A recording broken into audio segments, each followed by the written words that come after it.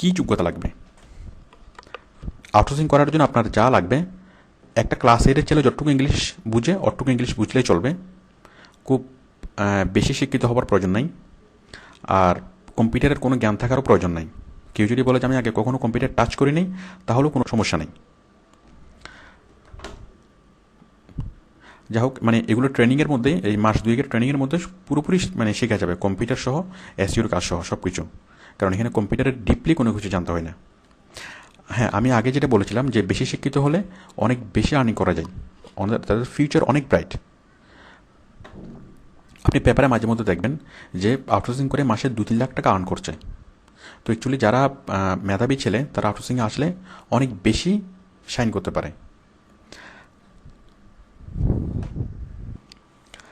দেখুন, আমরা একটা পেপারের রিপোর্ট দেখছি, প্রথম আলোর একটা নিউজ রিপোর্ট।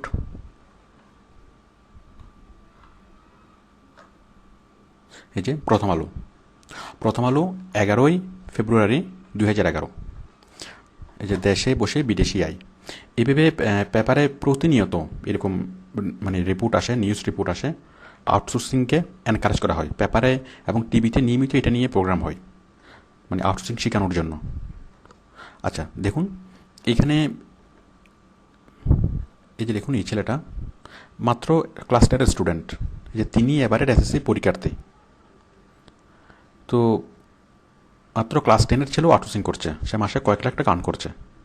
ক্লাস 10-এর ছেলে যেমন করছে, তেমনি দেখুন এখানে এই যে বুয়েট থেকে পাশ করে, চুয়েট থেকে পাশ করে, দেখুন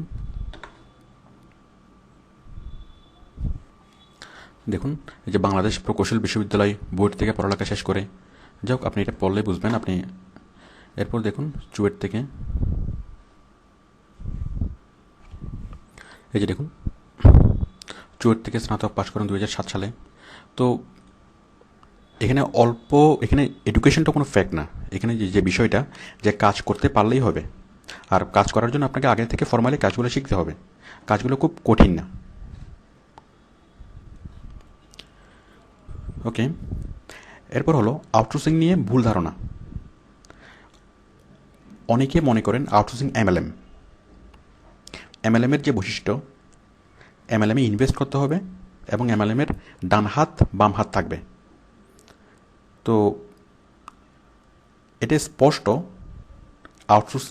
আউটসোর্সিংয়ে কোনো ইনভেস্ট করতে হয় না, আউটসোর্সিংয়ে কোনো ডান হাত বাম হাতও করতে হয় না, মানে অন্য কাউকে জালে ফাঁসাতে হয় না।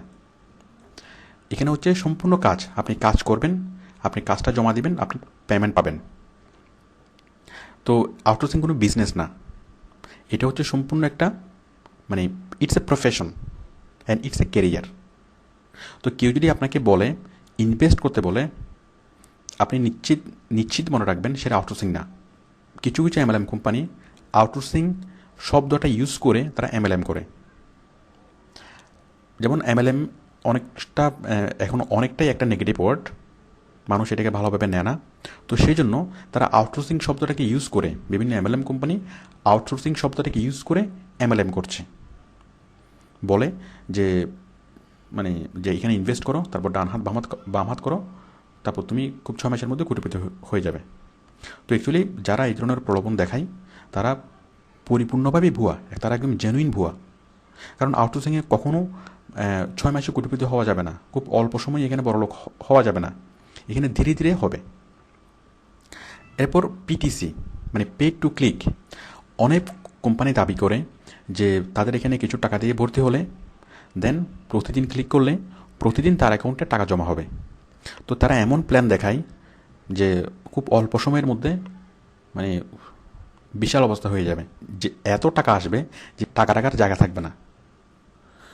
তো যারা বলে যে ক্লিক করলেই টাকা পাওয়া যাবে, আপনি নিশ্চিত জেনে রাখুন, ক্লিক করলে কোনো কাজ হয় না, ক্লিক করলে কোনো কোম্পানির কারো কোনো লাভ হয় না। তো এই ক্লিক করে টাকা পাওয়ার বিষয়টা সম্পূর্ণ ভুয়া। এটা আসলে মানুষকে মানে বোকা বানানোর একটা অভিনব প্রতারণা, মানে বোকা বানানোর একটা ওয়ে।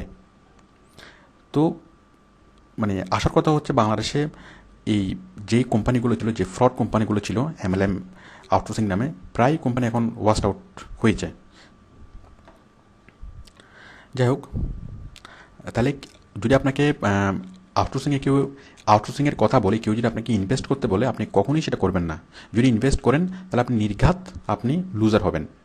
কেউ যদি আপনাকে বলে যে আপনি ক্লিক করলেই টাকা পাবেন, যে ইনভেস্ট করতে হবে না, আপনি শুধুমাত্র ক্লিক করেন আর অন্যদেরকে ফাঁসান, আপনি নিশ্চিত মনে রাখেন যে শুধু ক্লিক করে কখনোই টাকা পাওয়া যাবে না। ওকে, তাহলে আউটসোর্সিং হলো সত্যি সত্যি কাজ। এখানে আপনাকে কাজ করতে হবে, তবে এখানে কাজ করার আগে কাজটা শিখতে হবে। ভালোভাবে কাজ শেখার পরে আপনি কাজ শুরু করবেন, দেন ভালো কাজ যদি আপনি জমা করতে পারেন, এখানে আপনি আর্নিং করবেন, কোম্পানি আপনাকে স্যালারি দেবে। এবং যদি আপনার কাজটা আরও ভালো হয়, যদি আপনি গ্র্যাজুয়ালি ইমপ্রুভ করেন কাজে, আপনার কাজের কোয়ালিটি ভালো হয়, তাহলে আপনার স্যালারি গ্র্যাজুয়ালি ইনক্রিজ করবে।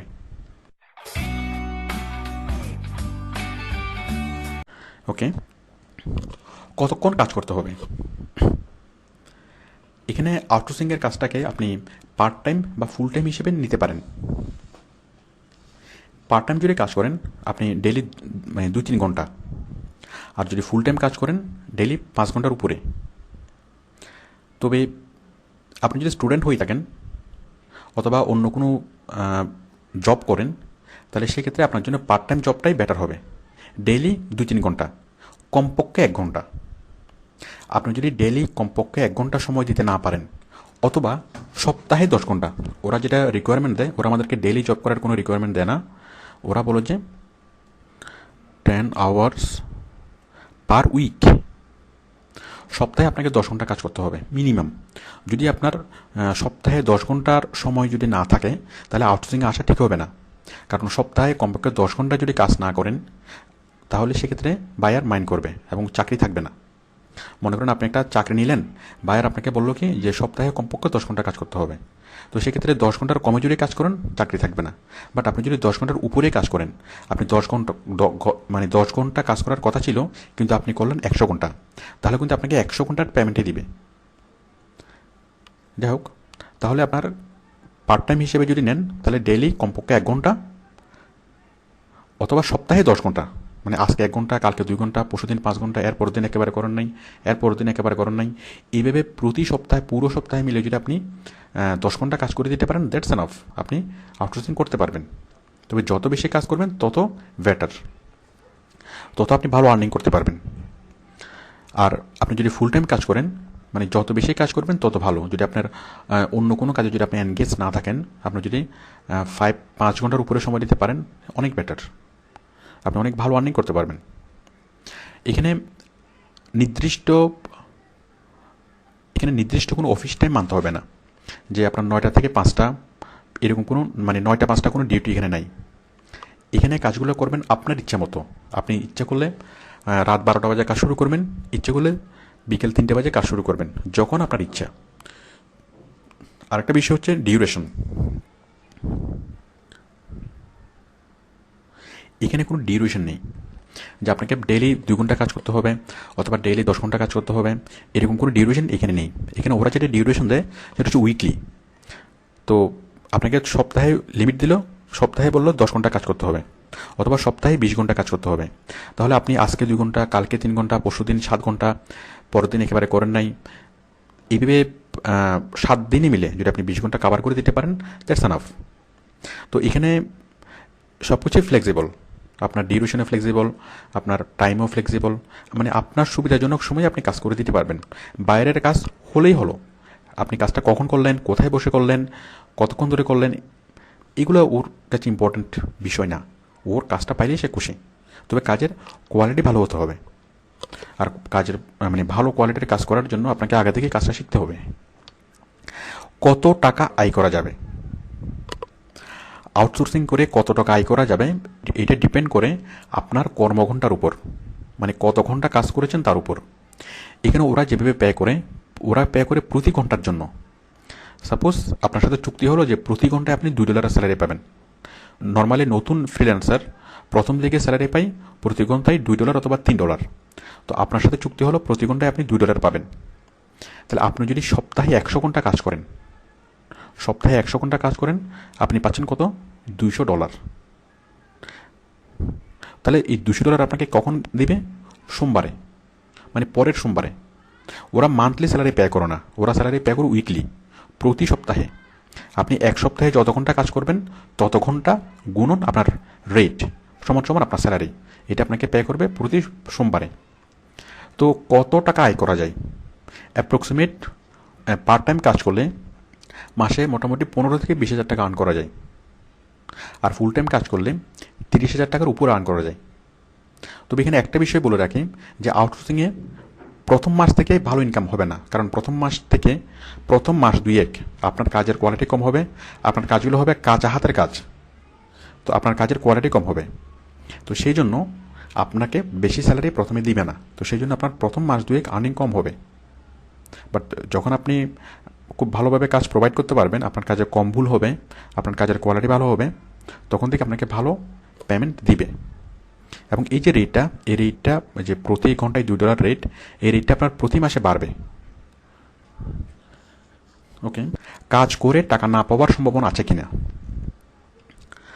এখানে সেই সম্ভাবনা একেবারেই নেই, কারণ যদি সেরকম কোনো সম্ভাবনা থাকতো তাহলে এত বড় একটা ইন্ডাস্ট্রি ডেভেলপ হতো না। এই যে আমাদের দেশের মিডিয়াগুলো, আমাদের দেশের printing media, electronic media, even government আউটসোর্সিংকে স্টাবলিশ করার জন্য অনেক চেষ্টা করে যাচ্ছে, তো তারা সেটা করতো না যদি এখানে কাজ করে পেমেন্ট না পাওয়ার সম্ভাবনা থাকতো। তবে এখানে যদি আপনি আনট্রাস্টেড কোম্পানির সাথে যদি কাজ করেন, এখানে কোম্পানি চেনার কিছু বিষয় আছে যেগুলো যদি আপনি চিনতে না পারেন, এখানে কিছু বিষয় আছে যেগুলো আপনার খুব ভালোভাবে জানা থাকা দরকার। এগুলো না জেনে যদি আপনি কাজ করেন তাহলে আপনি প্রতারিত হওয়ার সম্ভাবনা আছে। যেমন যে কোম্পানিতে আপনি কাজ করছেন সেই কোম্পানি রিলায়েবল কিনা, তারপর সেই কোম্পানি আপনাকে ফর্মালি হায়ার করেছে কিনা, এখানে এই ধরনের কিছু ব্যাপার আছে যেগুলো না বুঝলে আপনি আউটসোর্সিং করে পেমেন্ট নাও পেতে পারেন। তো তো আউটসোর্সিং করার আগে আপনার সেই জিনিসগুলো শিখে আপনার শুরু করা উচিত, কারণ কেউ যদি না শিখে যদি শুরু করে তাহলে তার এই ধরনের সম্ভাবনা থাকে। তো এখানে আরেকটা বিষয়, যাই হোক, এই বিষয়গুলো আমাদের ভিডিও লেসনে বিস্তারিত আলোচনা করা হয়েছে, যে আপনি কীভাবে কোম্পানিকে চিনবেন, কীভাবে তার ফিনান্সিয়াল এবিলিটি বুঝবেন, আপনাকে ফর্মালি হায়ার করেছে কিনা কীভাবে বুঝবেন, এই সবগুলি বিষয়ে আমাদের ভিডিও লেসনে বিস্তারিত আলোচনা করা হয়েছে।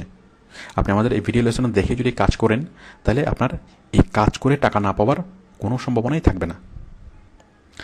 তবে আরেকটা বিষয়, যে আপনি যদি কাজটা কমপ্লিট করে দিতে না পারেন বায়ারকে, মনে করুন আপনি বললেন যে আপনি কাজ পারবেন, আপনাকে বিলিভ করে বায়ার কাজ দিল, কিন্তু কাজ করতে গিয়ে আপনি আটকে গিয়েছেন, আপনি কাজ করতে পারছেন না, অর্ধেক কাজ করে, অথবা কাজটা কোনো কাজই করেন নাই, জাস্ট আপনি কিছু সময় স্পেন্ড করেছেন, আপনি চেষ্টা করেছেন কাজ করতে কিন্তু কাজ হয় নাই। দেখুন, সেই কাজের জন্য কি বায়ার আপনাকে পে করবে?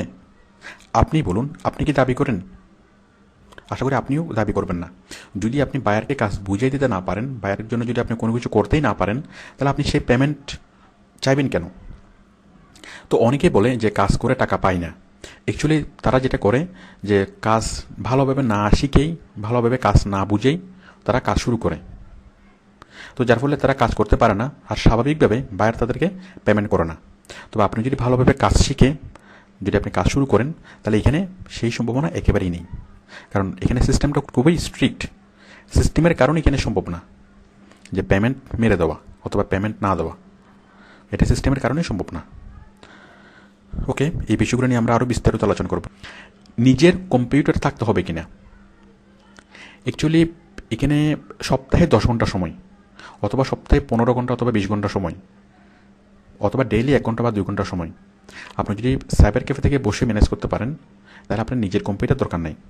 সাইবার ক্যাফে হোক অথবা বন্ধুর কম্পিউটার হোক অথবা যেখান থেকে হোক, ডেইলি 1 ঘন্টা বা 2 ঘন্টা সময় যদি আপনি ম্যানেজ করতে পারেন, তাহলে আপনার আপাতত কম্পিউটার লাগবে না। আমাদের অনেক স্টুডেন্ট আছে যারা সাইবার ক্যাফে থেকেই তাদের কাজ শুরু করেছিল, এবং কিছুদিন কাজ করে ওই আউটসোর্সিংয়ের ইনকাম দিয়েই তারপর তারা কম্পিউটার কিনেছে। তো আপনি সেটা করতে পারেন। ডেইলি 1 ঘন্টা বা 2 ঘন্টার সময় আপনি সাইবার ক্যাফেতে কাজ করে আপনি আউটসোর্সিং করতে পারবেন। এরপর 1.5 মাস পরে নিজের টাকা দিয়ে আপনি কম্পিউটার কিনতে পারবেন। ওকে, থ্যাংক ইউ। আমরা পরের লেসনে শিখব কাজ কীভাবে পাবেন।